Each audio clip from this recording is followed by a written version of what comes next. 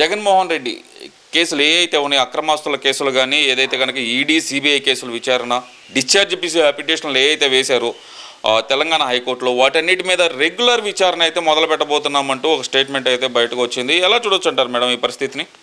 ముఖ్యంగా బటన్ ముఖ్యమంత్రి గారు బటన్ నొక్కడం అయిపోయింది. బిజీ షెడ్యూల్ అయిపోయింది. ఎంత బిజీ షెడ్యూల్ ఉన్నా ఈ వాయిదా కాకపోతే ఇంకో వాయిదా కన్నా అటెండ్ అవ్వాలయ్యా బాబు అంటే ప్రజలనే గౌరవించిన వ్యక్తి న్యాయస్థానాలను ఇంకేం గౌరవిస్తాడు అన్నటువంటిది తార్కాణం. సిబిఐ కేసులే కాదండి, అవినాష్ రెడ్డి గారి కేసులో కూడా కీలక పాత్ర ఇతనిదేనంటూ సిబిఐ కూడా నిర్ధారించింది. ప్రపంచానికి తెలియకముందే గౌరవ జగన్మోహన్ రెడ్డి గారికి తెలుసు అనింది. మరి పాచికలేసి తెలుసుకున్నారా, పంచాంగాలు చూసి తెలుసుకున్నారా? సో ఇవన్నీ కూడా ఆయన చెప్పాల్సి ఉంటుంది. వీటన్నిటికంటే మించి ఒక దళిత బిడ్డ 5 సంవత్సరాల నుంచి జైల్లో నలిగిపోతుంటే లోతైన దర్యాప్తు చేయమన్నటువంటి గౌరవ ముఖ్యమంత్రి వారు కనీసం ఒక్క వాయిదా కూడా అటెండ్ అయ్యి నాకు ఈ రకమైన గాయం తగిలింది, ఇంత లోతు దిగింది, ఇంత బాధపడ్డాను, ఇన్ని రోజులు ఐసీలో ఉన్నానన్న ఒక్క స్టేట్మెంట్ కూడా ఇవ్వాల. వీటన్నిటికంటే మించి రీసెంట్గా గులకరాయ్ వడ్రి కమ్యూనిటీ చెందినటువంటి బిడ్డలు అంటే మట్టి బిసుక్కునే వాళ్ళ మీద మర్డర్ కేసులు ప్లాన్ చేసేసి గులకరాయితో కూడా ఒక మనిషిని చంపేయచ్చు, కోడికత్తెతో కూడా బలమైన గాయం చేసేయచ్చు అంటున్న పరిస్థితి ఈరోజు నెలకొంది. వీటన్నిటికీ కూడా ఆయన న్యాయస్థానానికి అటెండ్ కానవకపోవడం అనేది న్యాయస్థానాలకు ఆయన ఇచ్చే గౌరవం. అది ఎంత అఘోరపరుస్తున్నాడు, ఎంత కంటెంప్ట్ ఆఫ్ ద కోర్ట్ అనేది అక్కడే తెలుస్తుంది. ఇంకొకటి ఏంటంటే సిబిఐ కేసులు ఇక విచారణ బిగిన్ అవుతుంది, త్వరితగతిన జరుగుతుంది. వీటన్నిటికంటే మించి ఒక ఎవిడెంటరీ పార్ట్ నేను చెప్తానండి.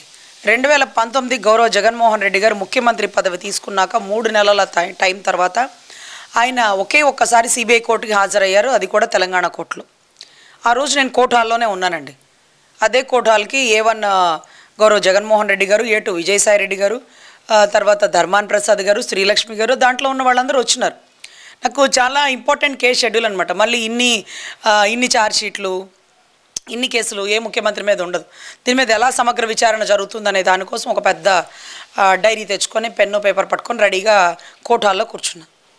ఆన్ ది స్పాట్ ఎప్పుడైతే ముఖ్యమంత్రి గారి కోర్టు హాల్లోకి ఎంటర్ అవ్వగానే ఇన్ కెమెరా ప్రొసీడింగ్స్ అంటూ మమ్మల్ని బయటికి గెంటేసి డోర్ లాక్ చేశారు.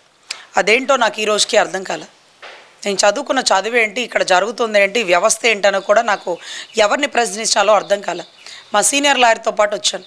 సార్ నేను చాలా ఇంపార్టెంట్గా ఇక్కడే నుంచొని రాసుకుంటాను, ఇక్కడే కూర్చొని రాసుకుంటాను అనుకున్నా. సరే ప్లేస్ కంజెస్టెడ్ లేకపోతే మమ్మల్ని నుంచోబెడతారు, అఫ్కోర్స్ జూనియర్స్ నుంచొనైనా నోట్స్ రాసుకుంటాం, ప్రతి పిన్ టు పిన్ మేము నేర్చుకోవాలనుకొని వెళ్ళాం.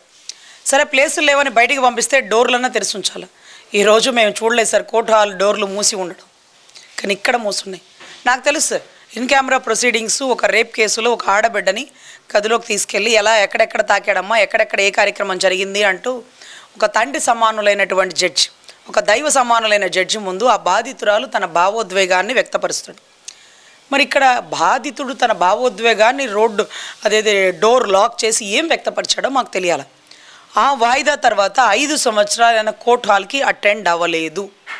లోపల ఏం జరిగింది, ఏం జరిగి ఉండొచ్చు, అలా కూడా జరగచ్చా అంటే తెలియక అడుగుతున్నాను సార్. అసలు జూనియర్ అడ్వకేట్లో మాకేం తెలుస్తుంది. ఇన్ కెమెరా ప్రొసీడింగ్స్ అంటే సార్ నాకు తెలుసు అనుకున్నా నేను. కెమెరా ముందేదో ఎస్ఎంఆర్ఎస్ రిక్వెస్ట్ లాగా ఎక్కడ కెమెరాలు పెట్టారా కోర్టు హాల్లో అనుకున్నాం. అటువంటి మాకు ఇన్ కెమెరా ప్రొసీడింగ్స్ అంటూ గదిలోంచి బయటికి వెళ్ళిపోవాలి, డోర్ లాక్ చేసేయాలంటే అదేంటి సార్ ఇన్ కెమెరా ప్రొసీడింగ్స్ అంటే? అది ఈ కేసుల్లో కదా, ఈ కేసుల్లో కూడా చేస్తారా అంటే ఏమోనమ్మా వింత విచిత్రాలని కొంతమంది, ఇలా కూడా జరుగుతుందని కొంతమంది. ఏమైనా కానీ దీని మీద పూర్తి వివరణ ఇవ్వాలి. అక్రమాస్తుల కేసుల్లో డోర్ లాక్ చేసి లోపల కూర్చొని జడ్జి, బాధితుడు, కన్సర్న్ అడ్వకేట్లు మాట్లాడుకోవడం ఏంటి? దీని తర్వాత 5 ఏళ్ల వరకు అంత కోర్టుకు హాజరవ్వకపోవడం ఏంటి? సో ఇప్పటికిప్పుడు సిబిఐ త్వరితగతిన విచారణ చేస్తా కోర్టుకు పిలిపిస్తానంటాం ఏంటి? సార్ ఈరోజు లెజిస్లేటరీ, ఎగ్జిక్యూటివ్ పూర్తిగా డిపెండ్ అపాన్ జ్యుడిషరీ ఒక ఇండిపెండెంట్ బాడీ. అంటే ఎవరి మాటలు వినదు, స్వతంత్ర నిర్ణయం తీసుకుంటుంది. ఒక స్వతంత్ర ప్రతిపత్తి, ఎలక్షన్ కమిషనర్ బోర్డు కానీ, జ్యుడిషరీ బోర్డ్స్ కానీ. సో అటువంటి జ్యుడిషరీ కూడా డోర్ లాక్ చేస్తూ ముఖ్యమంత్రి గారు చెప్పిన మాటలు విన్నారా? కేసుకి సంబంధించి అలా కూడా రాసుకోవచ్చా అంటూ నాకే చాలా అనుమానాలు వస్తున్నాయి sir. What ever it may be, నేను ఎప్పుడూ జడ్జిల్ని క్రిటిసైజ్ చేయలేదు, జడ్జిని ఇచ్చిన జడ్జిమెంట్లని అవమానపరచలేదు. కానీ ఇలా ఈ కేసుల్లో చేస్తారా సార్? చెయ్యొచ్చా? క్లాజ్ ఏమన్నా ఉందా? అలాంటి జూనియర్లు నోట్స్లు పెట్టుకొని రాసుకుందామని లోపలికి వెళ్ళి వాడిని మమ్మల్ని బయటికి గెంటేసి డోర్ లాక్ చేసి 1 గంట తర్వాత బయటకు వచ్చి ద కోర్ట్ ఈజ్ అడ్జర్న్డ్ అంటూ వాయిదా డేట్ ఇస్తే నెక్స్ట్ వాయిదాకు వస్తాడేమో అనుకున్నా. ఆ వాయిదా తర్వాత ఈ 5 సంవత్సరాల్లో ఒక్క వాయిదాకు కూడా అటెండ్ అవ్వలేదు. ఏం జరిగింది ఆ రోజు కోటాల లోపలని ఇందాకే డిబేట్లో చెప్పాను. నేనే ప్రత్యక్ష సాక్షిని. చూద్దాం, సిబిఐ కేసులో ఇన్ని ఛార్జ్షీట్లేని కదా, ముఖ్యమంత్రి అయితే ఒకటి, సాధారణ పౌరుడైతే ఒకటి అని కోర్టు తీసుకోదు కదా, ముఖ్యమంత్రిని కూడా నిలదీసి ఎలా క్వశ్చన్లు అడుగుతుందో తెలుసుకోవాలనుకున్నాను. మీ పేరు జగన్మోహన్ రెడ్డి, ముఖ్యమంత్రి అనేది మాకు తెలియదు సార్. మా భాషలో ఆయన A1, A2 విజయసాయి రెడ్డి గారు, ఆయన పార్లమెంట్ ఎంపీ అవని ఇంకోటని మాకు ఎందుకు sir. A1, A2, A3, A4. అప్పట్లో నేను శ్రీలక్ష్మి గారిని కూడా చూశాను సార్, నా పక్కనే కూర్చుని ఉన్నారు. ఆవిడ ఇలా చేతులు కదిలిస్తున్నారు, అలా తిరిగేస్తున్నారు, ఇలా వచ్చేస్తున్నారు. నాకు ఆవిడ శ్రీలక్ష్మి గారు అని తెలియదండి.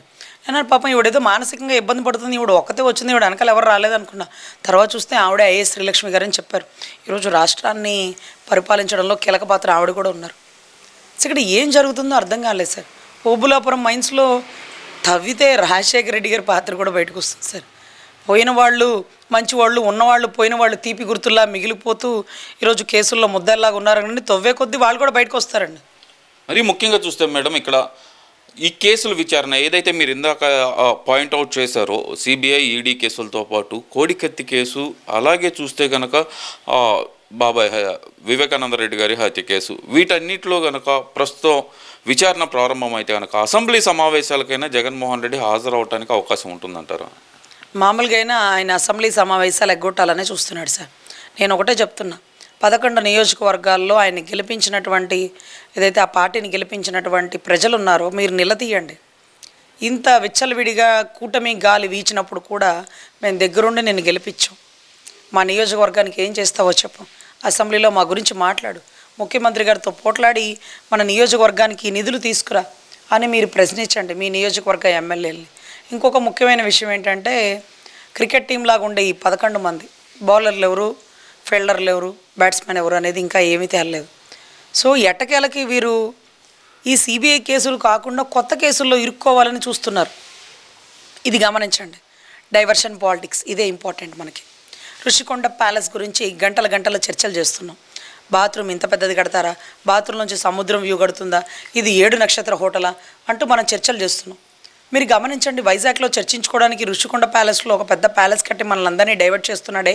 అరకు పరిసర ప్రాంతాల్లో గంజాయి పంట పండించారని, విచ్చలవిడిగా ఇక్కడ గంజాయి స్మగ్లింగ్ జరుగుతుందని తెలంగాణ డీజీపీ చెప్తే తప్ప Andhra DGP role model Gautam Sevak గారు కనిపెట్టలేకపోయారు. గమనించారా? ఈ మధ్యకాలంలో కొకైన్, హెరాయిన్ లాంటిది కంటైనర్ లారీలతో వచ్చింది, ఇప్పుడు దొరికింది. గతంలో ఎన్నిసార్లు కంటైనర్లు వెళ్ళిపోయింది, ఏ దేశానికి డబ్బులు కట్టి ఏ దేశానికి తెప్పిస్తున్నాడు, ఏం జరుగుతుంది, జింబాబ్వే నుంచి భారతదేశానికి ఈ స్మగ్లింగ్ ఎందుకు జరుగుతుంది. సో ఇవన్నీ తెలుసుకోవాలి. వీటన్నిటికంటే మించి 30,000 పైచిలకు ఆడబిడ్డలు తప్పిపోయారు, నేషనల్ క్రైమ్ రిపోర్ట్ అని మా అన్న కొణిదెల పవన్ కళ్యాణ్ ఈరోజు డిప్యూటీ సీఎంగా ఉన్న వ్యక్తి చర్చిస్తే దాని గురించి చర్చలు జరపట్ల. అంటే మనకి డైవర్షన్ పాలిటిక్స్లో నెంబర్ 1 పాత్ర పోషిస్తున్నటువంటి గౌరవ జగన్మోహన్ రెడ్డి గారు మన మీడియాని ఋషికొండ మీదే పెట్టేశారు. ఋషికొండ అనేది ఒక 5 star hotel, 7 star hotel, what ever it maybe, ఎంత ఖర్చు పెట్టారనేది ఆర్టీఐ ప్రకారం లెక్క తీయండి, అవసరమైతే మమ్మల్ని అరెస్ట్ చేయండి అని సిద్ధమైపోతున్నారు. అంటే కొత్త డ్రామా బిగినైంది.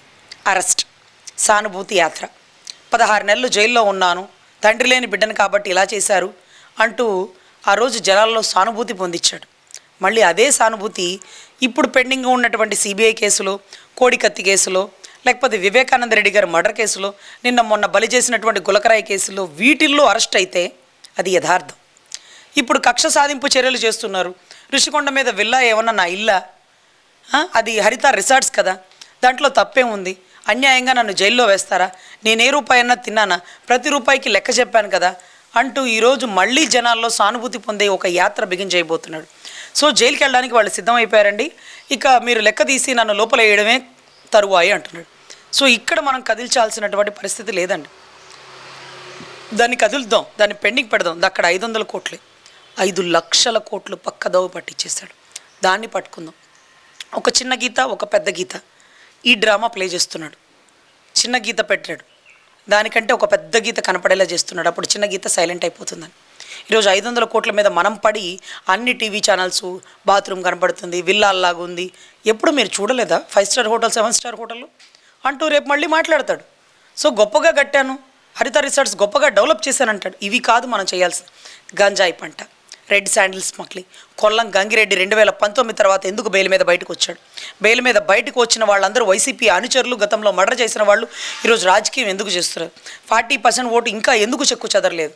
ఏం చేస్తున్నారు? ఏం మారుస్తున్నారు? ఆ నమ్మించి ఓటేసిన ప్రజల మనసులో ఏముందో మనం తెలుసుకోవాలి. ఇది మనం చేయాల్సిన పని అండి. సో వీటన్నిటికంటే మించి ఈరోజు జగన్ రెడ్డి గారు ఈ అక్రమాస్తుల సిబిఐ కేసుల్లో జైలుకి వెళ్ళబోతున్నారు. 2 సంవత్సరాలు శిక్ష పడితే రాగల 6 ఏళ్లలో 6 ఇయర్స్లో ఆయన ఎలక్షన్లో పోటీ చేయకూడదు. ఈ 2 ఏళ్ళు పనిష్మెంట్. గతంలో 16 నెలలు పనిష్మెంట్ పడింది, మీరు గుర్తే ఉంటుంది కదా. ఒక 16 నెలల జైల్లో ఉండొచ్చాడు. ఇప్పుడు ఒక 2 ఏళ్ళు పనిష్మెంట్ పడితే చాలండి, రాగల 6 ఏళ్లలో ఎలక్షన్లో పోటీ చేయకూడదు. అంటే 2029కి ఆయన ముఖ్యమంత్రిగా, లేకపోతే ఒక ఎమ్మెల్యే అభ్యర్థిగా, లేకపోతే ఒక పోటీ చేసే అభ్యర్థిగా అతను అనర్హుడు. సో 2029 మనం అసలు అతని గురించి ఆలోచించాల్సిన పని లేదు. సో ఏదైతే మనం అనుకుంటాం కదా, కూలాంకషంగా శుక్రవారం కోర్టుకు రావాలి. గుర్తుపెట్టుకోండి, ఆ రోజు ఇన్ కెమెరా ప్రొసీడింగ్స్ ఎందుకు చేశారు? ఎందుకు డోర్ లాక్ చేసి అందరినీ బయటికి పంపించారు? లోపల ఏం జరిగింది? ఇలా కూడా జరగచ్చా? మీకు తెలియదు రజనీ గారు, యు ఆర్ ద జూనియర్, ఇలా కూడా జరుగుతుంది అని చెప్పండి సార్ మాకు. మేము జూనియర్లం కదా, తెలుసుకుంటాం. కోర్టు బిజీగా ఉందో, కోర్టులో ఎక్కువ మంది పడితే డోర్లు ఓపెన్ చేస్తారు, బయట లోపల ఏం జరుగుతుందో తెలుసుకుంటారు. ఈ కేసులో ఇలాగే జరుగుతుందండి అని మీరు చెప్పండి, మేము నోట్స్ రాసుకుంటాం.